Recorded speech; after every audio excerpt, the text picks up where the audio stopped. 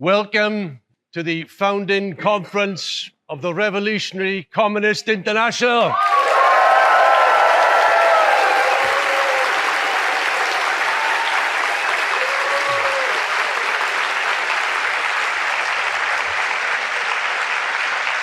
You know, there are many times it happens in history that people are living through an historical event, an event of great historic significance, but at the time they're not aware of it. They don't understand it.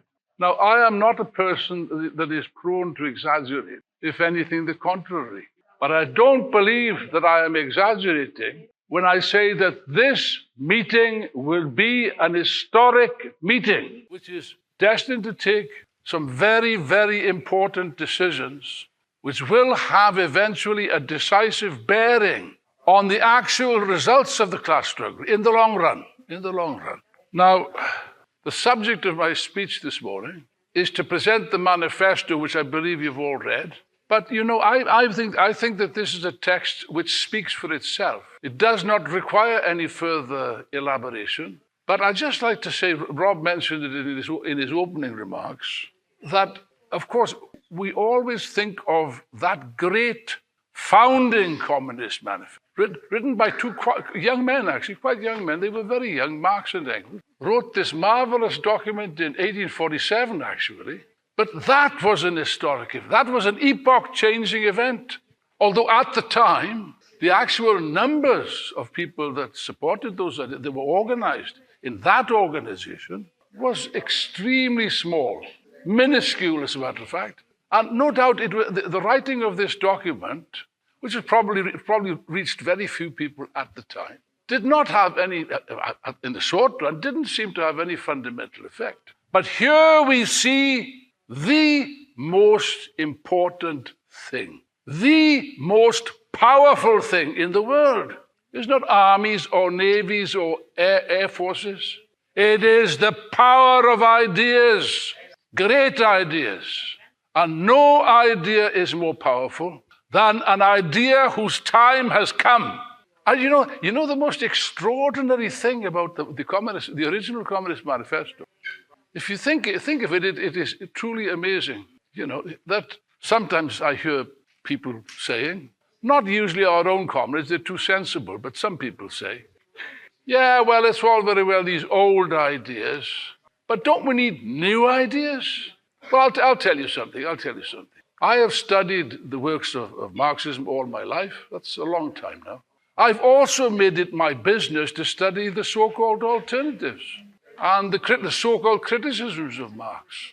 And I'll tell you this, I have never found any body of ideas, none, that could remotely compare in their profundity, in their scientific exactness, in their sheer brilliance than the ideas of Marx and Engels. And the most extraordinary thing about their manifesto, I'll tell you what it is. Of course, when people say to me, well, surely we need to change with the times and so, yeah, okay. As a dialectical materialist, I must accept that. As a general principle, I can accept that, of course. To change, see if certain things will have to be modified, naturally. But, comrades, the most extraordinary thing about the ideas of Marxism in general, and the Communist Manifesto in particular, is how little needs to be changed. And that's extraordinary. Think about it. You go on next Monday morning, go to any library, wherever you live, any university library, if you like, and get any bourgeois book written in 1847 about politics, economics, even history and so on, philosophy. And I will tell you right now, that book will merely be of historical interest, actual relevance to the situation today, actual applicability, zero or close to zero. But you read the Communist Manifesto of Marx and Engels. If you haven't read it, you should read it. If you have, read it again. I've read that book hundreds of times. And every time I read it, I learn something new.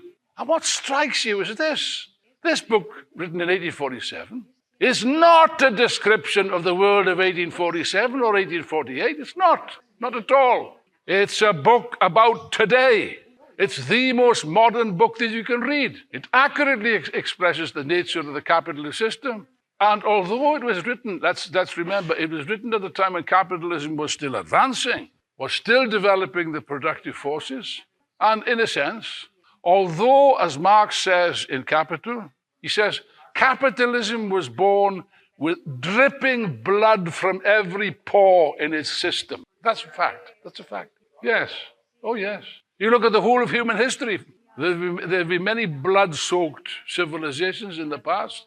Many of them. People talk about the Aztecs and the human sacrifices and so things like that.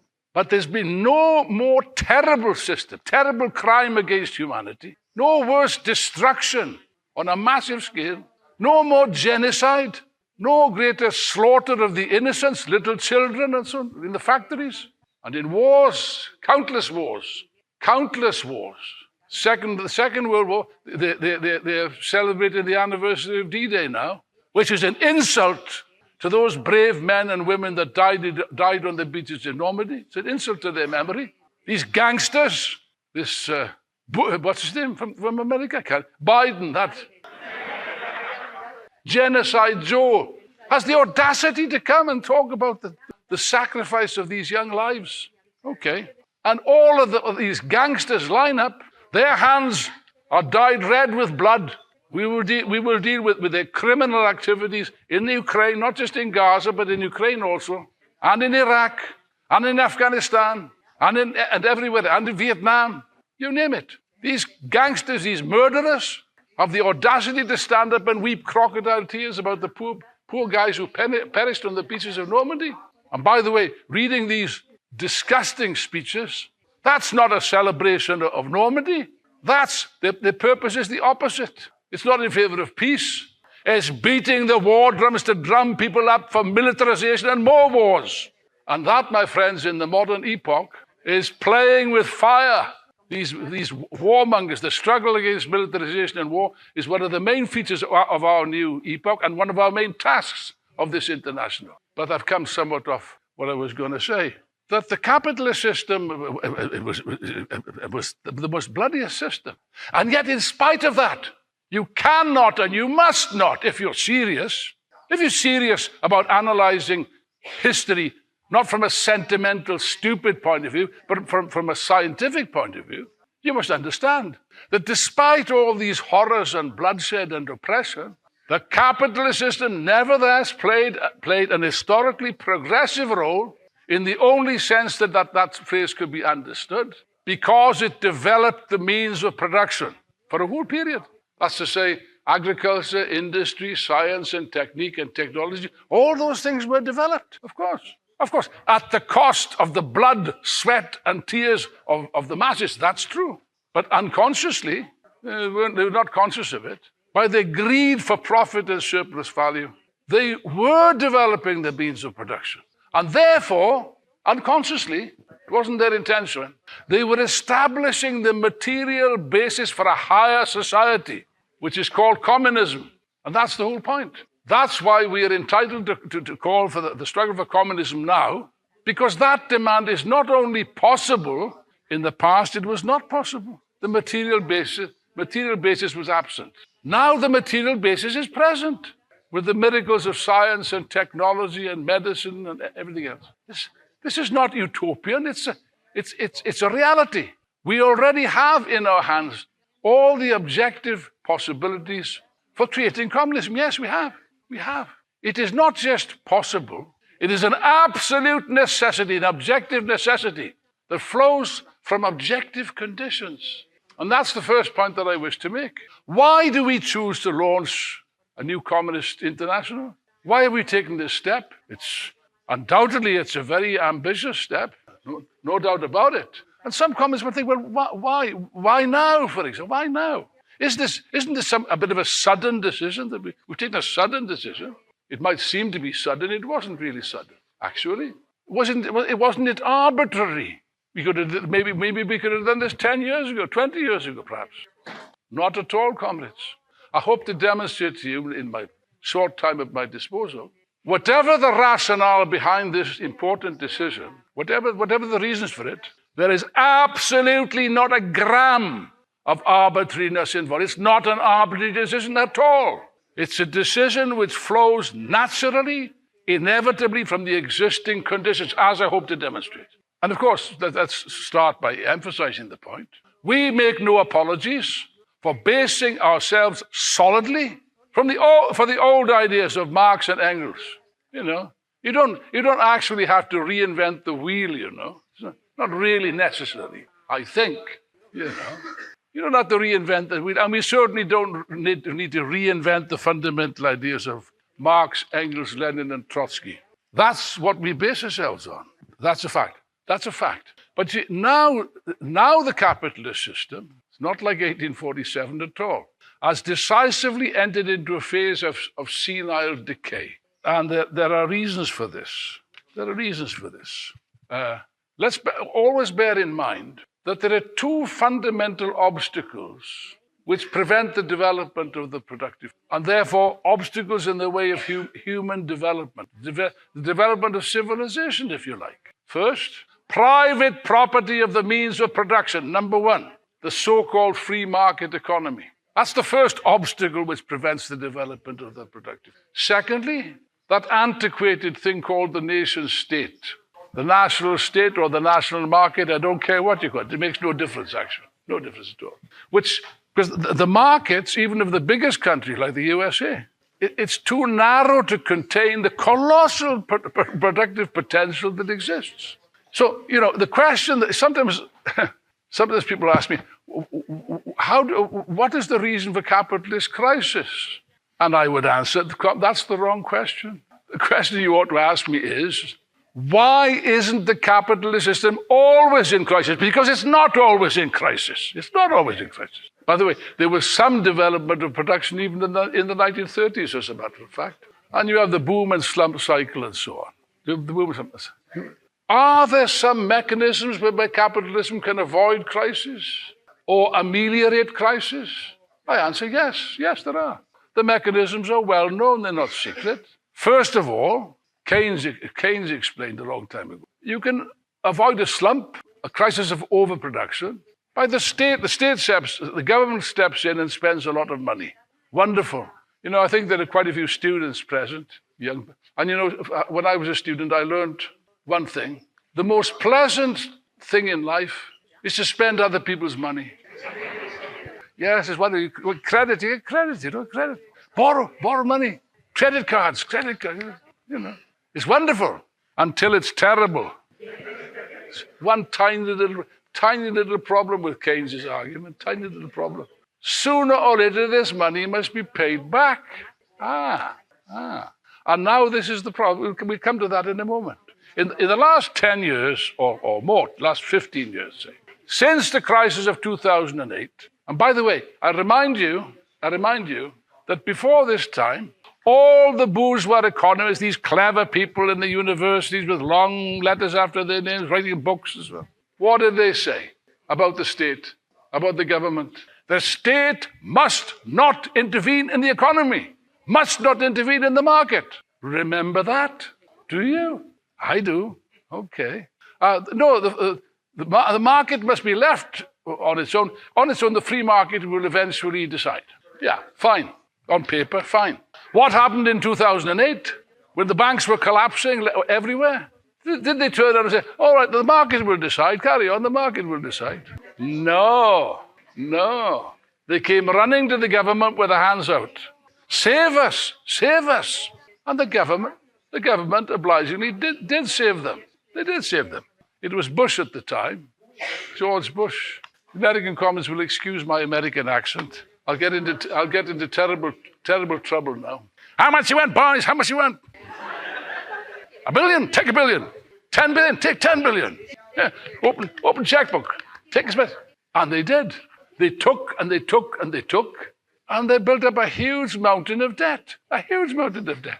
And the private businesses, the corporations did that. Even many workers did that. Middle class people did credit. Okay. But sooner or later, you know, the moment of truth arrives. This was a very dangerous thing for them to do. And they did the same thing on a bigger scale during the COVID pandemic. vast amounts of government money was spent. Vast amounts was injected into the economy. Yes. Did it succeed? Yes, it succeeded. It succeeded. Did they avoid a crisis? Yes, they avoided the crisis. And everyone was happy. It's a bit like a drug addict, you know. I'm not speaking of personal experience. I had a very innocent life when I was a young student, at least as far as drugs were concerned. Anyway, a drug addict, you inject some heroin. You feel great. And you need a bigger shot. You need a bigger shot. You feel great again. No problem. You keep on injecting yourself. And then the crisis comes. And in order to save your life, the drugs are stopped. And then you end up in a terrible state. That's the position now. Now, let's put it in a very simple way. For the whole of the last period, the capitalist system went beyond its limits, far beyond its limits. And now, of course, they have to pull back.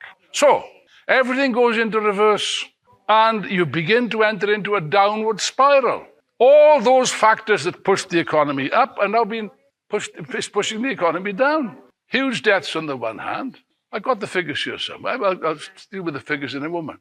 And vast inflation, which they cannot control, because they're still, although it's gone down somewhat, but it's still present, which means the banks can't reduce the interest rates, and therefore that makes a recession ultimately inevitable. And these debts, by the way, they absolutely make your eyes water. Now, I'm speaking from memory, and comrades know my memory is not always very good. But I believe that the total debt of the United States is, I think it was, the latest figure that I heard was 134 trillion. 134 trillion. That's 134 million dollars, which I think is about approximately 130% of the American GDP, which is not much different to Italy, I think. Italian comments will correct me. Now, nobody talks about this. It's like some very unpleasant personal diseases, particularly affect the male species, which you don't like to talk about in polite society. You don't talk about it, you know. Well, the American debt is like that. Let's talk about it here. Let's talk about it here. Let me tell you, what does this mean? It means that the United States, the most powerful and wealthiest capitalist country in the world, is bankrupt. It's bankrupt. Any other country, they'd be sounding the alarm. But it's not any other country, it's the United States. And they continue to spend money like water, you know. Arms for the Ukraine, arms for Israel. Now they want to pick a fight with China. We'll come to that in a moment. Actually, American imperialism has overreached itself. They've also gone past their limits. That's what happened to the Roman Empire, by the way. Part of the reason it was overthrown. It extended itself too much. They went too far. And the question is this. You don't talk about it, perhaps it will go away. Perhaps it will go away. It will not go away. I read somewhere, I don't know if it's right, I have to check it. I read somewhere that the US debt is increasing at the astonishing rate of $1 trillion every 3 months. And you can't escape from this. There is such a thing, by the way, as the free market, you know, market forces, which these bourgeois have forgotten about. And sooner or later, the markets will inflict what is called a correction on the United States. And it will be a very painful correction. Now, in America, take America as a case in point. Biden is trying to say that there's an economic recovery. There's a recovery. That's his main slogan to win the elections. I don't see how he can win the election, by the way. But he's in fact emphasizing the economy. Everything is fine. The problem is that nobody believes him. Now, this is an important point. Theoretically, the American economy is still advancing. Theoretically. But millions of American people, American workers and middle-class people, they don't feel better off. They don't feel prosperous. They feel poorer. The reason they feel poorer is because they are poorer. The prices continue to rise. And therefore, it's a struggle to survive. Therefore, you see in America, by the way, I'll come back to this question, the beginnings of quite a significant spate of strikes. And you have, of course, the student revolt. I'll come back to these questions later. But this is a general situation. It applies to all countries. Huge debts, Huge debts. And sooner or later, as the Swiss comrades know, mountains have avalanches. And that's on the cards. That's what awaits. That's what that awaits the capitalist system. It awaits capitalism. Yeah, but look, even if they avoid a sort of recession, let's say they avoid a slump. I don't see how they can ultimately, but there you are. Doesn't matter. That would not solve their problems, because in all countries now, beneath the surface of apparent stability, there is a growing feeling of anger, of discontent, of fury, above all of frustration beneath the surface. You can't see it, but it's there. And people feel that they're poor. They're not getting any better. This is bad. Now look, we can make a mistake here. And I have seen this mistake made by some of our sections in the past. I will not mention any, but I've seen it. Comrades, the most important question for us in all of this is the question of consciousness. Consciousness of all classes, by the way, but above all, the consciousness of the working class and the youth. And the mistake communists sometimes make is this. Let me explain. You cannot understand the change of consciousness purely from the number of strikes or election results or polls or street demonstrations. These are all important facts which we must consider, but there is a deeper process of consciousness, of changing consciousness than that, underneath the surface. But you can't see it. You can't quite put your finger on it, but you know it's there all the time. Now, there is an analogy. I think it's a very precise analogy between geology and politics, also economics. The Earth's surface seems to be solid, seems to be static. We have an expression in English. I don't know if you have it in other languages. Let me see. As solid as the ground under my feet. You heard that expression? Yeah, the ground seems to be solid, doesn't it? It's not moving. It's still there. Same as yesterday and the day before yesterday. The problem is this, my dear friends. The ground under your feet is not solid, not at all. And beneath the very, very thin surface of rock and earth, which we call the ground, you know how thin this is? You might be surprised if I tell you. It's as thin as a skin on an apple. That's all. That's all that separates us in this room from the most terrifying phenomena you can imagine. Enormous quantities of molten rock, extreme temperatures, and extreme pressure, which is building up all the time, ceaselessly, without stop, all the time. And it's seeking a weak point in the Earth's surface. And sooner or later, takes a long time, geological time. But sooner or later, it will find a weak spot and will burst forth unexpectedly. You can't predict this. You see, geology is a science. I'll deal, in my next lecture, I will deal with the question, is Marxism a science? It is a science. It is a science. Marxism is a science. It's not an exact science. As geology is not an exact science. You can't predict when an earthquake is going to happen or a volcanic eruption. But you can predict with certainty that earthquakes will take place in such and such a place. An earthquake will take place in such and such a place. For example, the city of San Francisco, it's a doomed city. It's a doomed city. Sooner or later, that city will be destroyed in a terrible eruption. The movement of the tectonic plates, which lead to the creation of new continents. And this movement is always accompanied by the most terrific explosions known to man. The same thing applies with society. Beneath the surface of apparent calm, in all countries, without exception, there's a steady growth. There's an enormous accumulation of rage, of anger, and of frustration. Of anger against the status quo. And it's only our tendency that is picked up on this. The others are blind. Leave them alone. Leave them alone. Now, you see, we are now in a situation of the most serious crisis in the history of capitalism. It's an existential crisis. Doesn't mean to say that the capitalist system will collapse tomorrow morning at 9 o'clock. I'm not saying that. Let us be very clear about this. The capitalist system will never collapse of its own accord. Never. The ruling class is determined to keep itself alive. although it's a decrepit, dying system, but they're determined to stay alive. Even if that means dragging the whole of humanity down into the abyss with it. They don't mind. They don't care about that. There's that, and there are other problems which we'll deal with. There are other obstacles which the working class must overcome. But in the final analysis, whether capitalism is overthrown or not, it depends upon the conscious movement of the working class, a revolution. And that, in turn, depends upon the leadership, upon the subjective factor. We'll come to that in later on.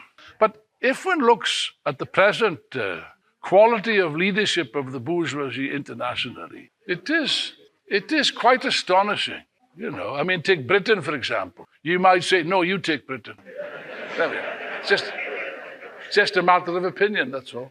But take Britain. Now, in the course of my long and eventful life, I've lived under many governments in Britain. Some of them bad, some of them worse, some of them stupid, some of them a bit cleverer. But I've never in my life until now lived under a government of certifiable lunatics. Yeah, but they're not alone, are they? They're not alone. I mean, just look at Biden. Jesus H. Christ. I mean, the mind boggles. I mean, that he is a senile, old, decrepit old imbecile is clear. There's no doubt about that. But I begin to believe he's a little bit not quite compos mentis. He's a bit deranged. I'm speaking seriously. He pushes Ukraine. I'll deal with Ukraine in a moment. He pushes Ukraine into an unnecessary and criminal war with Russia, which is obstinately continuing, despite the fact that the war is lost. Everyone knows that the war is lost. But he's still continuing. He's made a complete mess of things in Gaza and the Middle East, and he's still continuing the same policy. I think his understanding of foreign policy is approximately this. If a policy fails and is seen to be failing repeatedly and catastrophically, what do? Obvious. You continue doing the same policy. That's what he's doing. And not satisfied with that, I think that would be quite enough. He's trying to pick a war with China. I mean, words fail me. And all of these leaders are just, I mean, look at Macron in France. I think he's a bit deranged as well. He's a bit of a lunatic as well. He wants to be a great world leader. I think Mickey Mouse would be a better candidate. Jesus Christ. Anyway, but let's leave that. Look, all of them are bankrupt, all of them. Well, the ones on the enemy side, they're a bit smarter, I must say that. Look, you say what you like about Vladimir Putin. He's a very bad man, he's a gangster, say what you like. But one thing he is not stupid. Same thing can be said of Xi Jinping in China. Not stupid. Anyway, we'll come to that in a moment. But you see now, the question is this. You might think, oh no, Alan, you're attaching too much importance to the individual. Surely we believe in something else, the productive forces, something like that. As if individuals play no role in history. You think that's Marxism? I don't know what it is. Marxism, it certainly is not. History is made by men and women, for God's sake. Can't be made by anybody else. Can't be made by anybody else. And the quality of these people, the quality of leadership, is not a secondary matter. Nevertheless, what I agree with is this. Can we explain the present crises by the stupidity of the leaders? No, you cannot. Of course not. Of course not. You cannot explain the crisis by the stupidity of the leaders, but you can explain the stupidity of the leaders by the crisis. That's a fact. Let me put it this way. Even if instead of these idiots, they are idiots, all of them, even if you had clever people, capable, intelligent politicians, would it make a difference? Well, yes, it would make some difference, no doubt. Would it make a fundamental difference? No, it would not. Because this crisis cannot be solved. That's the point. They can't solve it. They're thrashing around blindly looking for solutions which are no solutions. Yes, but with good leaders, you might have some effect, establish some kind of a temporary equilibrium, perhaps. With bad leaders, you turn a bad situation into an absolute catastrophe. And that's what you can see with your eyes. That's what you can see now. Absolute catastrophe. One catastrophe after another. And that leadership is very much to do with that. And then if we look at the other possible leaders, take the reformists. You might say, no, you take the reformists. Now, let's be clear. In the past, reformism had a solid base in the mass of the workers. It had a solid base. It made sense. Because in the past, when capitalism was in a phase of upswing, as it was for decades following the Second World War, which was the biggest upswing of the productive forces in the whole of history, including the Industrial Revolution, the capitalist leaders were able to give some concessions in the advanced countries anyway. They were able to give. They gave concessions. Why not? Why not? To blunt the class struggle. To blunt the class struggle. And they did blunt it. In America, for example, in Britain, they blunted it for a whole period. And a certain softness began to creep into the working class even. That was the classic period of reformism. That's the reason why reformism triumphed in that period. Not because they had clever leaders, they didn't. But the capitalist system was able to give concessions, able to give reforms, important reforms. Now, reformism with reforms makes sense. Workers are realists. Makes sense. And therefore, our arguments as revolutionaries could not succeed, at that time couldn't succeed. We were faced with the solid blocks of the social democracy and the Stalinists who became like reformists. That was an objective thing. Objective. But you see, now what's the position now? The capitalist system is no longer in a position no longer in a position to grant reforms, new reforms. They can't even guarantee the maintenance of those conquests of the past. They can't do it. Therefore, the crisis of capitalism is also the crisis of reformism. Because reformism without reforms, reformism with counter-reforms, makes no sense to anybody. And therefore, you have a crisis of reformism. And what you see at the moment is that a number of elections are taking place right now, as I speak. And you see there's the European elections, and the bourgeois is terrified. They're shouting about the resurgence of what do they call it? The extreme right-wing parties and so on. I don't know whether that phrase is actually absolutely correct. They are reactionary parties, and no argument about that. Although they have different programs.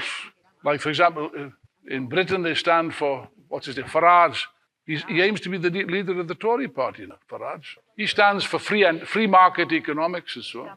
Whereas I think in Italy, for example, what's her name? Meloni, I think she stands more for state intervention. That's the traditional fascist idea as well. But they have different.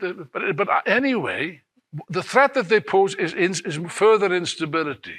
And above all, what the bourgeois is worried about is the collapse of the center. And that is an international phenomenon. The collapse of the political center, which for a long time acted as the glue holding everything together. And this glue is coming apart. And the danger is, the total is 120. The danger is that leads to polarization, class polarization. That's the danger that they see. And the right wing can actually provoke a reaction to the left, which it will, by the way. It will. Everywhere, I'll come back to the elections later. And the question of consciousness, which is the key question. But to go back to the question of international relations, world relations, what we see at the present time, let's express a general point, the equilibrium, before there was like an unstable, a temporary equilibrium, which had a certain basis, partly economic. By the way, I mentioned there were two reasons for the crisis of capitalism. One was private ownership. The other was the nation state, the national market. It's the same thing. And they got around that temporarily by the phenomenon known as globalization. Marx predicted that in advance. An enormous, unprecedented expansion of world trade, particularly since the collapse of the Soviet Union, which opened up new markets, and that had a colossal effect, actually. It acted as a driving force for the world economy for a whole period. But that reached its limits probably at the end of the 1990s, I guess, approximately. And ever since that time, it's gone into reverse. Now there's a reaction against globalization and the rise of economic nationalism. summed up in the slogan of America, of Trump. America first, he says. Yes, if it's America first, it's the rest of the world last, obviously. And America uses its domination now to grab markets and to assert its domination. It's quite amusing. They've invented a phrase. I don't know if you know this phrase. The international rules-based system. Order, I beg your pardon. Order, that's right. Thank you, Pip. What's it mean? Anyone know? Anyone explain to me what it means? I don't know. I couldn't tell you what it means. Or rather, I could tell you what it means. It's not difficult. They constantly accuse Russia and China and Iran of destroying this wonderful international rules-based order. Okay. Question number one. What are the rules? Nobody knows. Nobody can say. And the reason for that is very simple. The rules are made up by the United States of America at their convenience. And these rules can change whenever it suits the Yanks to change them. Now, Blinken just went to China and he lectured Xi Jinping. Just imagine, Xi Jinping is a serious political leader. Anthony Blinken is a circus clown. They sent a circus clown to discuss with Xi Jinping. And the circus clown lectured Xi Jinping as if he was a little child. China must stop its trade with Russia because Russia's using this to boost its economy and to carry on the war with Ukraine. All false, entirely false, by the way. Now, the Chinese, I note, are very polite people.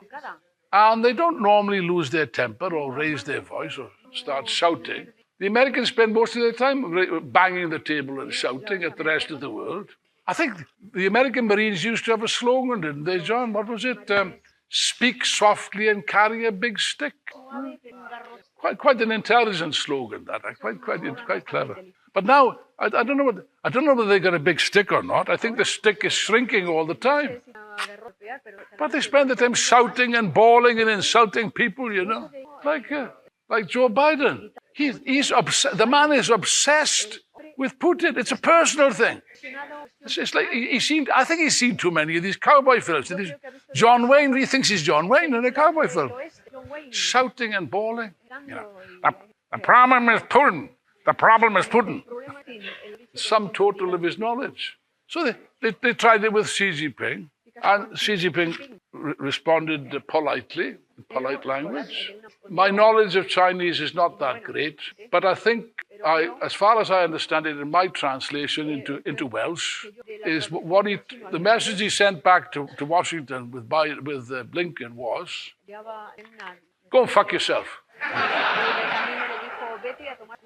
You're telling China who they can trade with? God, what are you talking? You're talking to us as we're a little poor nation? We're not. You carry on. So now there's increasing tension between America and China. That's okay. We'll see how that goes. But this insane policy, what it is, America is trying to assert its power, its global power, at a time when its power is actually limited. Let's be clear. I said it before. I'll repeat it. The Americans deliberately pushed the Ukraine into a senseless war with Russia, which was quite unnecessary. They could have agreed that the Ukraine needn't join NATO. Now Biden's saying, well, perhaps they shouldn't join NATO anytime soon. It's too late for that. And they thought, what were their war aims? They were going to use Ukraine, not their own soldiers. The Ukrainians were going to shed their blood. Use Ukraine as a proxy. They would receive sophisticated modern weapons from the US and NATO. They would easily defeat the Russians, who they thought wrongly, very wrongly, were backward with a very poor army and poor weapons and not able to compete. All wrong, quite wrong. Russia has a very powerful army indeed. And instead of the Ukrainians beating the Russians have beat the Ukrainians. The Americans sabotaged every attempt to reach an agreement. There were attempts to reach an agreement. Sabotaged. Deliberately. They sabotaged the Minsk agreement. They admit that they sabotaged it. Deliberately. They sabotaged the Istanbul agreement after it had been signed by both the Ukrainians and the Russians. They then pushed the Ukrainians into a senseless offensive last year. Was it last year or the year before last? Last year, yes. Give them all these wonderful weapons. You remember that each time there's a new wonder weapon, which is going to be a game changer. You know the expression? It's going to change everything. Like the Leopard tank from Germany. What happened to the Leopard tank? They don't talk about it anymore. It's too embarrassing for the Germans, for the German army. The British, of course, the biggest warmongers of all, they sent them the Chieftain tank. Marvelous tank. Modern, sophisticated, big guns, heavy. Trouble is that the Ukrainian landscape is quite muddy, you know. Lots of mud. And these great heavy tanks were sinking in the mud. There were photographs in the British press. Challenger tanks stuck in the mud. The same thing with the Abrams tank. Just blown up. Nothing. Patriot missiles blown up. Now they've run out of Patriot missiles. And now they say, oh yes, this offensive failed. Now they admit at last it failed. Let me tell you something about my knowledge of war. In a war, armies do not fail. They either win or they're defeated. That's what happens. And the Ukrainian army was catastrophically and humiliated, defeated by the Russians. Something they're not prepared to admit. And now the Russians are advancing. They stage another offensive now in Kharkiv. I don't think they want to take Kharkiv, the city, just now. They'll choose their time. And what the Russians are doing is quite clear what they're doing. They are systematic. They're not engaging in a big offensive. They are systematically using. They have complete control of the air, absolute control of the air. They can bomb and strafe as much as they like. Nothing that the Ukrainians can do about it. Nothing they can do about it. And they are killing very large numbers of Ukrainian soldiers. Very large numbers. By the way, it is not true that the Russians are having colossal losses. They did have some losses at the beginning, and they made some mistakes. But they learned.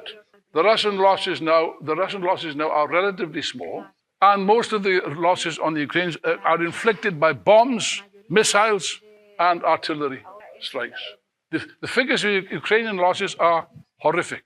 And Zelensky is continuing his madness of driving large numbers of Ukrainians to their death. He can't stop the Russians. He will not stop the Russians. And I think I don't know how long this will go on for. Look, the latest wonderful weapon is the F-16 fighter. That's another wonder weapon, which they've been building up again. Once again, they're building this up. The Russians have actually got more advanced fighters than that, but that's a separate question. Fighter bombers, that's a separate. But the thing is, the Ukrainians can't use this aircraft. They can't use it. It's so sophisticated, it requires special aerodromes, which they don't possess. And if they attempt to use Polish or Romanian bases, Putin has warned them, you do that and we will target them. Never mind about anything else, we target them. No. So the Russians they're steadily advancing. It might seem to you to be not a very dramatic advance. It's one step at a time. I wrote an article, I think in January, that the fall of Avdiivka, which is a small village, but it was an important place, represented a change in the situation. And I said it was the beginning of the end. I think that's correct. As I speak, there's a battle taking place in a small place called Chasiv Yar. It's a very savage and a bloody battle, but it's going to fall. Any day now it will fall. And I think that again will mark. You see, this is precisely a dialectical process. To go back to what I said about avalanches. An avalanche doesn't begin as an avalanche. It begins with just a few pebbles being loose. Nothing. Yeah, and those few pebbles continue to tumble, continue to cascade, gathering strength, until eventually, suddenly, there's a catastrophic collapse, a catastrophic avalanche. Clausewitz explains that's just what happens in war. I'll make a prediction now. First of all, has the Ukrainian defenses collapsed so far? No, they've still got possibilities. But there's a problem. They're running out of manpower. They've run out of manpower. They can't replace the losses. The Russians can't. And therefore, there's a problem. Now they're rounding up people by force, young men being forced into the army against their will. In the early days of the war, there were long queues of people joining the army. That's finished. Now there's a mood of pessimism, of demoralization, of defeatism. is present in the army, where there's a rebellious mood, by the way. There's a rebellious mood. And in the Kiev government, there's panic. The reports are that Zelensky himself is in a state of panic, shouting and screaming at his generals that you're lying to me, you're not telling the truth. They are telling the truth. In other words, all the ingredients are there for a complete collapse. By the way, the latest money from the States won't make any difference. Won't make any difference. I can expand upon that if you wish. It won't make any difference. So therefore, I'll make just one prediction. There will be a collapse, perhaps even without a Russian offensive. There'll be a collapse in Ukraine. And that could happen at any time. It will happen suddenly, without warning. And that will be a humiliating defeat for the West and for NATO. Let's look at the other. By the way, one of the symptoms of this crisis is, first of all, it's instability. General instability. Economic instability, diplomatic instability, social instability, military instability. And you see that with the emergence of wars. There's the war in the Ukraine. I spent some time on it because that's a key question now. There's also the war in Gaza, if you can call it a war. It's not a war, it's a massacre carried out by Israel with the complicity of the United States, with Biden's stupidity, supporting Netanyahu. Well, he had to support Netanyahu because all US administrations are obliged to support Israel. So that was predictable. But did he really have to jump on this old man? Did he have to jump on a plane, a private plane, and rush to Jerusalem to embrace Netanyahu in public and give him, in effect, a blank sheet to do what he wants? He didn't. He didn't have to do that. With the result, now the US is completely discredited, and Netanyahu does just what he wants. What he wants is to continue the war indefinitely. You see, there's a problem here. There's two elections, if you like. There's one election in America in November, which I'm sure Biden is going to lose. And I think it's entirely likely that Trump will win. Whether or not he's found guilty of being a criminal or whatever, makes no difference. Isn't it amazing? It is amazing. And it's a sign of extreme political instability in America. Until recently, you had two solid columns, the Republicans and the Democrats. That was the guarantee of political stability. Not anymore, particularly with the emergence of Donald Trump. And they're determined to try to stop him from getting elected, the establishment, the ruling class. But they're not able to stop him. And you see, in a peculiar way, Trump is a reactionary, it goes without saying. But he's not completely stupid. And he's demagogically plays on this question. Against the establishment, drain the swamp, all this demagogic nonsense. And that connects with millions of people. So I think it's wrong to see the Trump movement, if you like. It is reactionary, but it's wrong to assume that all of these people are reactionary fascists. That's not the case. In a peculiar way, that also expresses the deep discontent, or I would say hatred of the existing setup, hatred of the existing establishment. And actually, he's going to win. In the US, by the way, you can win even if you're a convicted criminal.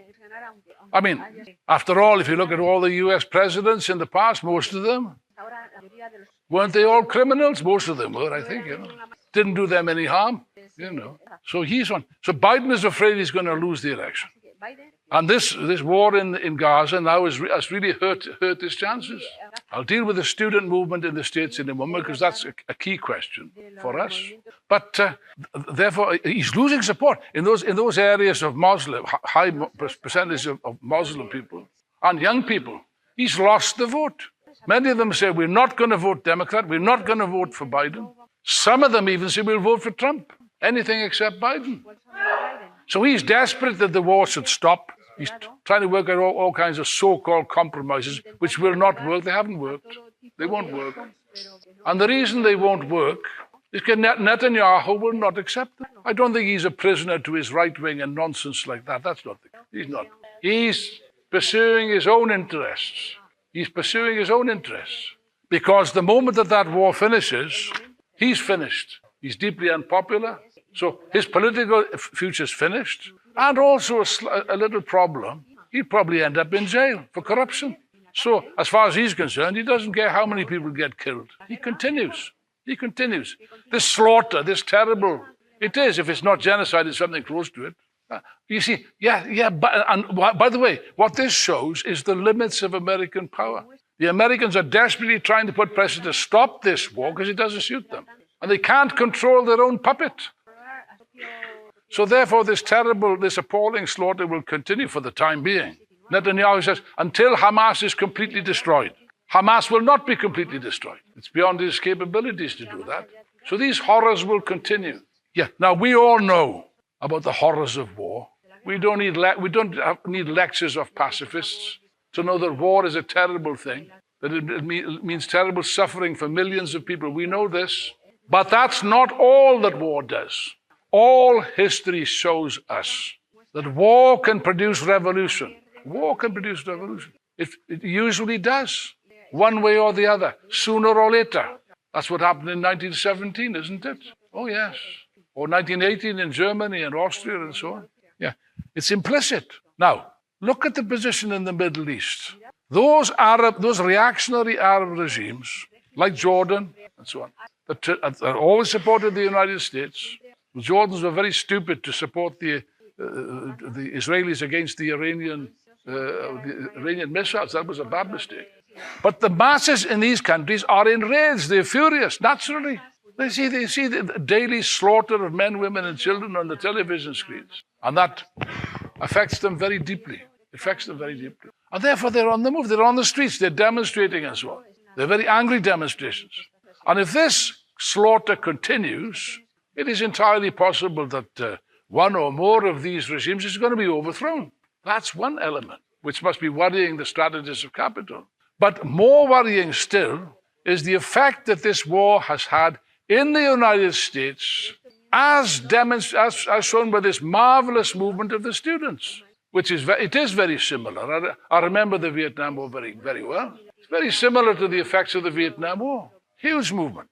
And this is taking off all over the United States. And all the acts of repression, all that the repression is doing, it's been quite brutal repression, because America is a democracy after all. Like Israel, there's also repressing demonstrations in Israel, another democracy. But the repression only serves to make people more angry, more radical, more politicized, and therefore this is an important ingredient, a very important. And you see how it spreads, like Vietnam, it spreads to Canada, to France, to Paris, to Britain, even Australia, and it continues to grow. And this presents our international with its first opportunity, which I'm pleased to say we've grasped with both hands. And the point about it is this: what does this movement represent? Now, you might say, if you're a stupid sectarian, which I hope you're not, it's just the students, it's only middle-class students. The working class is the thing, the working class is okay. But you see, in all of history, look at history, it's practically a law that revolutionary movements always start with that layer, with the students and so on, the intellectual youth and so on. It was the case in Russia, and it's the case in the United States. It was the case in France, 1968, don't forget. Now, I don't wish to exaggerate the role of students. We're not studentists. We stand firmly on a proletarian basis. But nevertheless, students can play a very important role as a catalyst, if you like. And what does this movement represent? Well, of course, it represents the natural feelings of revulsion and hatred of the horrors, the atrocities being perpetrated by Israel in Gaza. That's true. But it's not just that. These gangsters, these people, so-called leaders, self-elected leaders, by the way, of the Palestine movement. I don't know who elected them. Nobody knows. They just appear and they say, well, we're the leaders. And they want to control everything, and they want to stop the movement from becoming radicalized. By the way, they use identity politics as a tactic for combating revolutionaries. They say, only Palestinians can speak. Well, there aren't any Palestinians around at the moment. It doesn't matter. This kind of thing. This kind of nonsense. There must be no politics, no communism. Can't sell your paper. Can't use your slogans. Nonsense. Nonsense. Where our comrades have intervened and they've ignored this trash, the young people, the great majority of young people, including the Palestinians and the Muslim youth and so on, are very enthusiastic and very open. They have no problem at all. And they're interested in not just in the Palestine, but they're interested in revolution and they're interested in communism. We've proven this in practice. Okay, so that's a huge opportunity for us. In Britain, I think this will be discussed later on this in the next few days. I won't dwell upon it. We've had a huge breakthrough with the intervention of Comrade Fiona Lally, which I think you know about, who in a public debate on television smashed the best-known leader of the right wing of the Tory party, Suella Braverman, former Home Minister, was smashed. And this went viral with millions, I think 5 million hits, I'm not sure. It's more than that now, it's more than 10 million. With a huge response, including in the Middle East with Arab, it's been published with Arab subtitles and so on. And as you probably know, at this moment that I'm speaking now, that's why Fiona's not here, we decided, which is an exception, it mustn't be taken as a rule, it was for particular circumstances, we decided to put her, or just her, forward in one part of London, working class part of London, where there's a big Muslim population, to put her forward as a candidate of the Revolutionary Communist Party. Although for technical reasons we couldn't put the party immediately on, we put it, she's got to stand as an independent, formally. But everyone knows that she's standing for our party in Britain. Now, that's just an example of the enormous possibilities that exist and an enormous change in consciousness, which only our international was able to detect, nobody else. When everyone else, all these so-called Trotskyists, these sectarians on the fringes of the movement, and the left reformists, all of them were going around weeping into their herbal tea, moaning, how terrible things are. Everything is black, everything is reaction, nothing is to be done. It reminds me of a poem by Edward Lear with a very amusing cartoon. What does it go? You can't translate, difficult to translate this.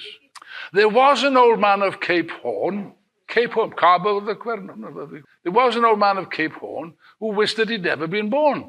So he sat on a chair till he died of despair. That miserable old man of Cape Horn, and that's all. Just a poem, that's all. But I mean, these people are consumed with the poison of pessimism, consumed with the poison of skepticism, consumed actually with the poison of cynicism, lack of faith in communism, lack of faith in the working class, lack of faith in the revolutionary youth, and lack of faith in themselves. That's understandable, of course. That's perfectly understandable. No comments. Look, we were the only ones to see this, for God's sake. And the message is, I'll go back to what I said earlier about consciousness. You do not and cannot measure changes of consciousness of the masses purely in terms of strikes and demonstrations, or even elections. Beneath the surface, there is this powerful subterranean current. This movement of the youth, for example, the students naturally cannot play an independent role in the class struggle. That's ABC stuff. Little child knows that. We don't have to be told that. Yes, but after ABC, there are other letters in the alphabet. You have to learn these other letters. The students can't play an independent role, that's true. But they can play a role, and it can be an important role under certain circumstances. Because, I'll tell you why, because they are a very sensitive barometer of the moods that exist in society, the tensions in society. They express this. And because of this sensitivity, they can express this mood in an open way before anybody else. But this mood, it is not just a question of the Palestine question. It's not just a question of Gaza. It isn't. It's part of a general malaise and frustration and hatred against the status quo in general. One of the most incredible things about this election campaign, which we are holding now, is we are getting an astonishing response from young Muslim women. A huge response. And that's not an accident. These are people that are oppressed, doubly and triply oppressed. They see in Fiona a role model. Some of our comments are a bit narrow in their approach to politics, I think. They say, oh yeah, well, you can't have too much personality. I mean, there's too much Fiona, too much pictures. No, and furthermore, no. Look, an ABC consideration. The mass of people always personify a party or a movement, always. They don't understand abstraction. abstract editorials, abstract articles, anonymous central committees, and so on. They don't understand that. They understand people. The Bolshevik Party was known as the party of Lenin Trotsky. Their pictures were known, their photographs were known. And I well remember during the Vietnam War, the American Communist Party built up the person of Angela Davis, who was completely unknown. Her photograph, a black woman, it was seen everywhere. And it became recognizable, a recognizable symbol. Now, for the first time, we are beginning to do serious mass work.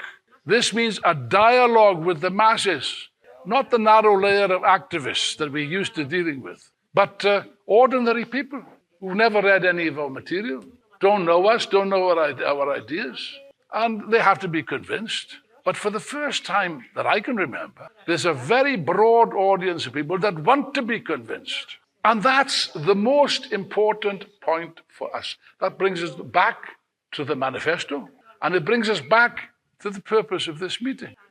We have this opportunity, which we must seize. And there is a change. I've got here many, unfortunately, I won't have much time to deal with this, but if you'll allow me a moment, I've got a quote here somewhere. Where's he gone? Where's he gone? Where's he gone? Oh, yes, here you are. This change, we've understood it. Some of the more intelligent bourgeois strategists also are beginning to understand. For example, there was just an article published in Britain a few weeks ago, and it is by a man called Frost, David Frost, isn't it? David Frost, that's right.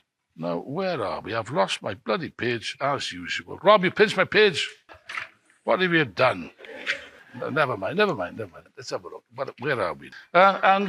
He actually published an article with a title in a right-wing bourgeois paper. The mood of the public in Britain has developed a mood for revolution. This is the title of the article. The people of Britain, he says, are in a revolutionary mood. Now, as it happens, I think that's a slight exaggeration. We're not quite there yet. But what this leading Tory, but the leading Conservative, what he says is based on something. Now, for example, there's an election taking place in Britain at the present time, and the mood is very peculiar. On the one hand, the Tory government is hated. What's the percentage they got now? Yeah, percentage. No, but what's the percentage? It's 12% or 25%. He's supposed to know, this guy. What am I asking him for? I think that the Tories, I don't think they got 25% of the poll. Pardon? At last, a sensible voice. What is it? Speak up, comrade, I can you. The Tories in the polls now have got 17%. It's a catastrophic collapse. Yes, but at this, I don't know what they get in the final vote, but it will be a catastrophic collapse. Yes, but there's no enthusiasm for Labour, no enthusiasm for Starmer whatsoever. And therefore, it's a strange thing. Maybe quite a few people will abstain. I think in the end, many people will vote Labour just to get rid of the Conservatives. That's possible. But this hostility to politics, Frost deals with this. You might think that's apathy. It's not apathy. And he explains. Frost says the following. The truth is, he says, that most voters pay almost no attention to politics, apart from a few days around the election. He goes on. I don't blame them. It's absolutely rational and reasonable to do this. But it doesn't happen, he says, out of lack of interest. This is his words. It happens because people have switched off from the Westminster game of professional politicians. He says, this isn't apathy, it's a total loss of confidence in the system. This is a Tory leader speaking. And he's right. Another pollster called James Frayne writes, I cannot remember a more disillusioned and angrier electorate. People are angry, not just angry against the Conservatives either. They are angry. And how would I express this? You see, most people, they haven't read any books, they don't know us, they don't know what we stand for. But most people feel in their heart, in their guts, they feel strongly that something in society is badly wrong, that this is not right, what's happening is not right. And this is what Trotsky, this is actually the beginnings, the embryo, if you like, of revolutionary consciousness. It's what Trotsky expressed in a marvelous, profound phrase, where he referred to the molecular process of socialist revolution. That's it. In which you get, like in geology, this gradual build up and build up and build up of one thing and another thing and another thing, until eventually it expresses itself as a sudden change in consciousness. Sudden expression, which is a revolution. Now, what conclusions can we draw from this? Well, first of all, that in a period like this, enormous changes can and will occur when they are least expected. Comrades, we must expect the unexpected. To put it concretely, we must be prepared. Now, the radicalization is not confined to the students. You've got very significant developments taking place. You've had mass strikes, raster strikes in America. You have some very interesting public declarations by a man called Sean Fain, who's the president of the UAW, which is the United Auto Workers of America, very powerful union, who made the following statement. By the way, he supported the students against repression about the Palestine movement. His union organizes thousands and thousands of workers in the universities, by the way. He says, the UAW will never support the mass arrest for intimidation of those exercising their right to protest, strike, or speak out against injustice. And so on. He goes on to say some other things. But on May Day, the same union, the UAW, released a video, quite an extraordinary video, where this man actually calls for a general strike in America. He says the following. It's true that it's a peculiar thing. You might think it's strange, but there's an explanation for it. He says the following. We invite other unions to align their contract aspiration, to align their contract aspiration dates with our own.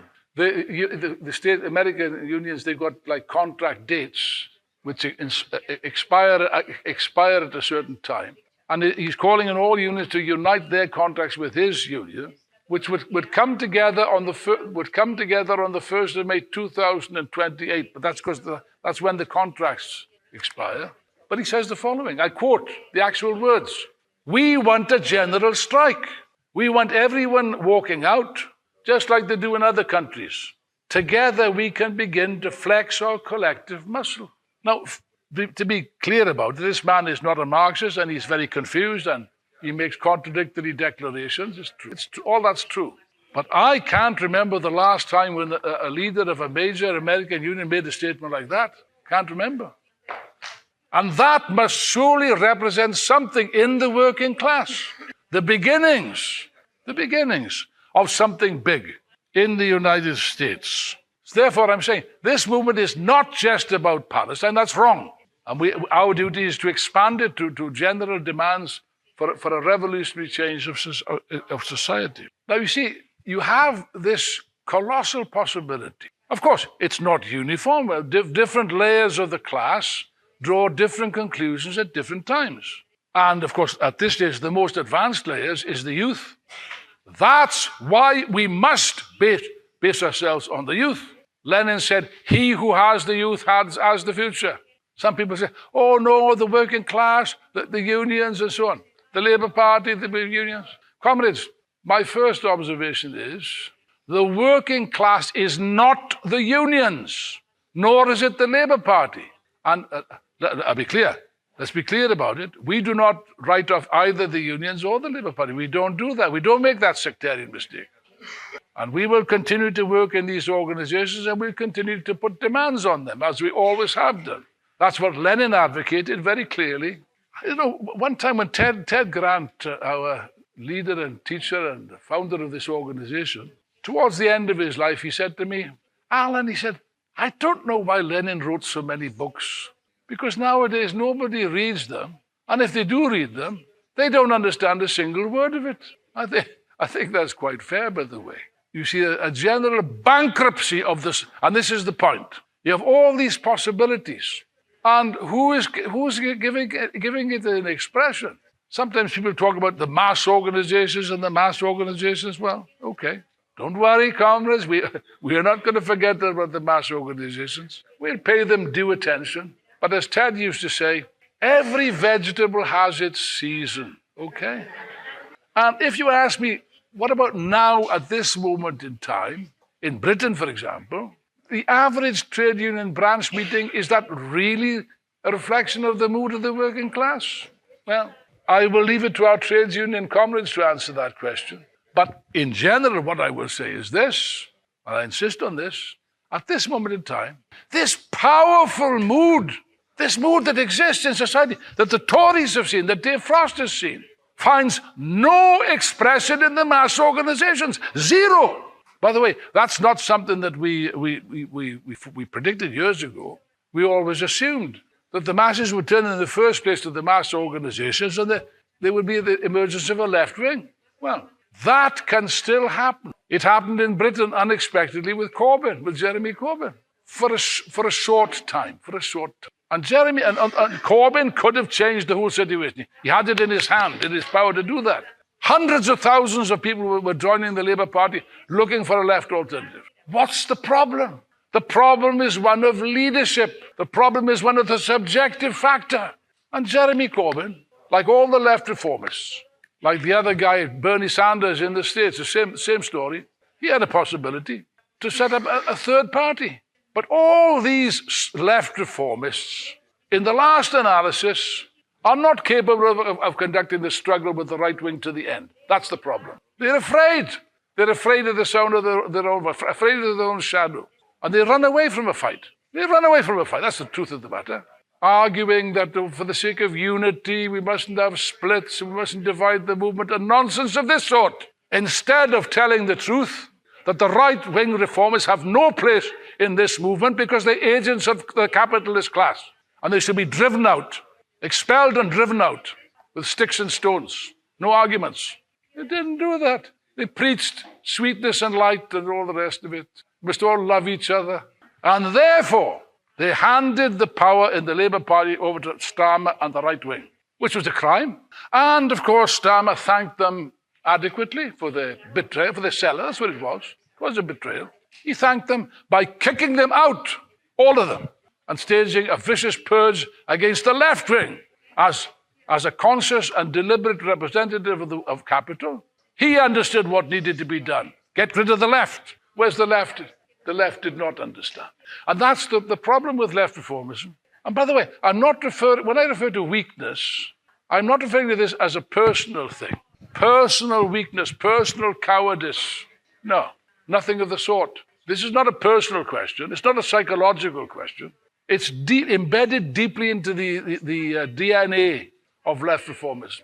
Because in the last analysis, the left reformists do not have a fundamental disagreement with the right reformists, actually, because they all accept the existence of the capitalist system, all of them. Only some are more conscious and deliberate, and others are completely utopian, actually, demanding that the capitalist system should be gradually reformed into something different, you know. And they have the insolence. They have the insolence to describe us communists as utopians. Utopians. And they are realists. Where do they get realists? It must be realistic, you know. Comrades, please be realistic. Yeah. You know what sort of a realism that is? It's the realism of a man who tries to teach a man-eating tiger to eat lettuce. You know. Have you ever tried that? Have you ever tried it? Have you ever tried it? No? No. You should. You should, you know. Of course, you will not teach the tiger to eat lettuce, but he will eat you. That's the sort of, these fools. It's the worst form of utopianism, reactionary utopianism. And we must explain this in very clear language. But that phase of left reformism is finished. It's finished. As also finished in Greece with Tsipras, also finished in Spain with Podemos. It's finished. And therefore, what are we supposed to do? What are we supposed to do in a situation like this? I mean, it's a concrete question, not an abstract question at all. Of course, you've got the communist parties, which under the present circumstances, they should be growing rapidly everywhere. Well, they get some growth only because they have the name communism. Now, the most important thing for us is that a very large number of young people, even very young people, the other day we received a very nice letter from a school kid in Britain. He's 12 years old, saying, I'm a communist and I would like to join your party. Will you please let me in? The only trouble might be my age. He said, 12 years old. It's not a problem.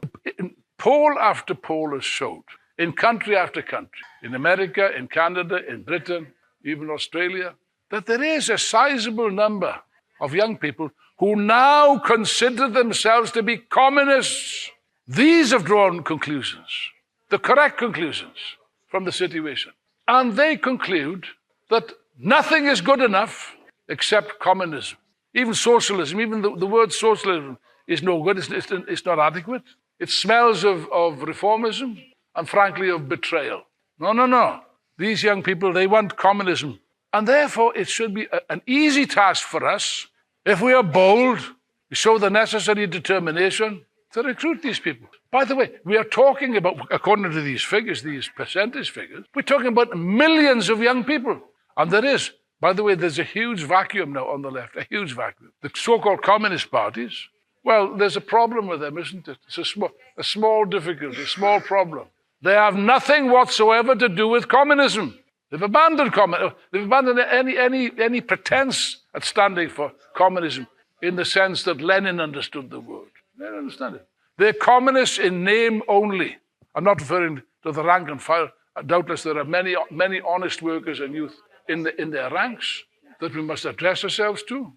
But in the great majority of cases, the leaders of these parties have long ago abandoned Leninist ideas and become another version of the social democracy of reformists, left reformists in the best case. There are exceptions like the Kukuin in Greece that is definitely made progress, which we must consider. But in general, it's not the case. You know, other people like in Brazil, we had a very good relation with the communists there of Ivan Pinheiro and others. And we will maintain friendly relationships and discussions with them. But there's a lot more I could say, but I don't have the time. The question is, what conclusion can we draw from these things which I've described? What conclusion? In my view, there's only one conclusion is possible. We must now boldly strike out in a new direction and boldly raise the banner of a new party, because frankly, young people don't understand anything else. They understand party. And for a revolutionary communist international. And it will be easy, not difficult, very easy to win these young people to our ranks. We can grow rapidly. We are growing rapidly. But here I must issue a word of warning, and it's a very serious warning. You see, once you win a young person, joins the party, that is not the end of the process. It's the beginning of a process. You win somebody, you don't just sit back and say, well, that's that job done. Let's win somebody else. You must win these young people, and you must educate them in theory, which still remains our fundamental task. It's no good winning a young person. Otherwise, if you don't do that, I'll tell you what will happen. You get rapid growth, and at a certain point, these people will go through our fingers. We will lose them. You win them and you train them. And the two things are not contradictory. They're not contradictory. They must proceed at the same time, absolutely at the same time. You know, the communists know that I like to quote the Bible. I must get one quote in. I got a few in the other day at the IEC. I sneaked them in. But never mind about that. And you know what quote I'm going to give, don't you? You've heard it before, haven't you? And you're going to hear it again.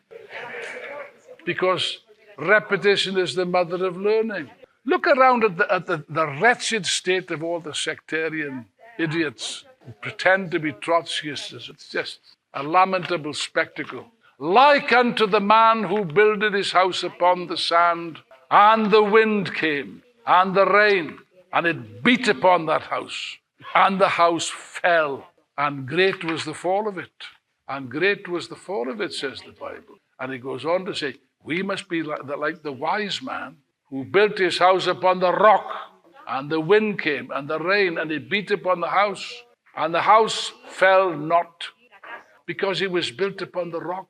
Of course, the rock which Jesus Christ was referring to is the rock of religious faith. Well, we have no place for religious faith. We don't need any such thing. But our rock is the solid rock of Marxist theory, which this international alone, for decades has been fighting to maintain.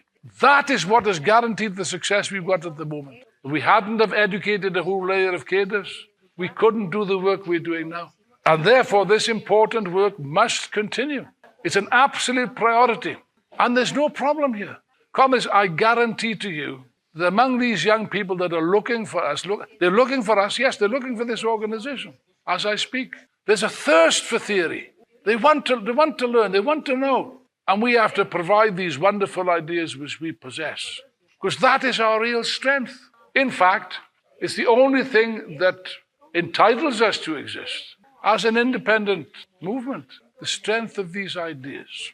And therefore, comrades, we can be fully confident in the correctness of these ideas. It's been fully demonstrated. We have every confidence, full confidence.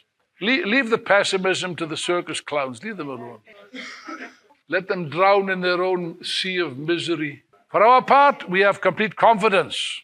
Confidence in our ideas. The wonderful ideas of Marxism. As Lenin said, Marxism is all-powerful because it is true. And that is very true. Confidence in the ideas. Confidence in the working class, the only class that can change society. Confidence in the millions of young people that are looking for communism. They're looking for our organization.